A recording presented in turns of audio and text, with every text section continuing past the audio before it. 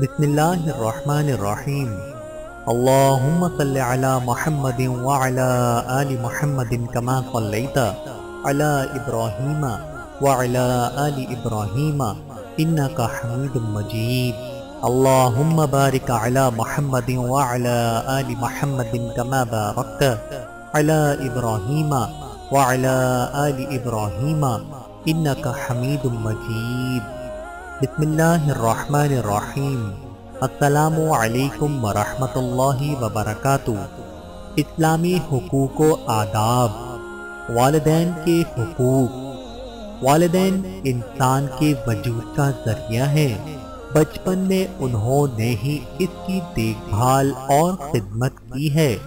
اللہ تعالیٰ نے اپنی توحید کے بعد والدین کے ساتھ حسن سلوک کا حکم دیا ہے۔ والدین میں ماں کا درجہ باپ پر مقدم ہے، کیونکہ پیدائش میں ماں نے زیادہ تکلیفیں برداشت کی ہیں۔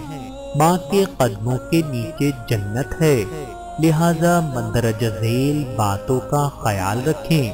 نمبر 1، والدین کے ساتھ حسن سلوک سے پیش آئیں۔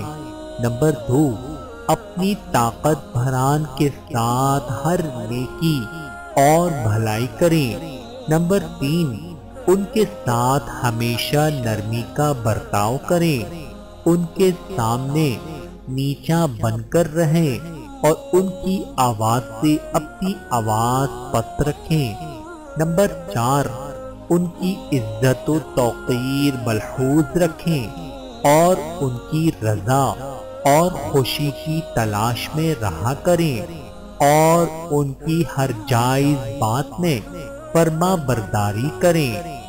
نمبر 5، ان کے لیے ہمیشہ غائبانہ طور پر دعا کرتے رہیں۔ رب ارحمہما کما ربیانی صغیرا، ان کے لیے بہترین دعا ہے۔ نمبر 6، دل و زبان سے ان کے حقوق کا اعتراف کریں۔ نمبر 7، ان سے دعائیں لیا کریں۔ نمبر 8، ان کے دوستوں کی عزت کریں۔ نمبر 9، ان کی وجہ سے قائم رشتوں کو جوڑیں اور صلہ رحمی کریں۔ نمبر 10، لوگوں سے ان کے کیے ہوئے وعدے ان کی وفات کے بعد بھی پورے کریں اور مندرجہ ذیل چیزوں سے پرہیز کریں۔ نمبر 1، والدین کی نافرمانی اور ان کی ایذا رسانی سے۔ نمبر 2، ان کی ناراضگی اور ناخوشی سے۔ نمبر 3، اپنی بیوی اور اولاد کو ان پر فوقیت دینے سے۔ نمبر 4، ان کی بددعا سے۔ نمبر 5، ان کو گالی دلانے کا سبب بننے سے۔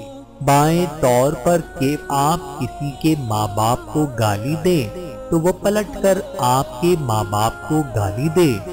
اللہ تعالیٰ سے دعا ہے کہ اللہ تعالیٰ ہم سب کو سمجھنے کی اور عمل کرنے کی توفیق عطا فرمائے۔ آمین ثم آمین۔